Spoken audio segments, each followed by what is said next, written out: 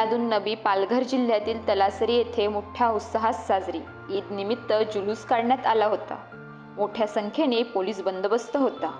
तर तलासरी पोलीस अधीक्षक विजय मुत्रक यांच्या मार्गदर्शनाखाली मोठ्या प्रमाणात पोलीस बंदोबस्त होता. या रॅलीमध्ये लहान मुलांना सरबत, पाणी तसेच बिस्किटचे वाटप करण्यात आले.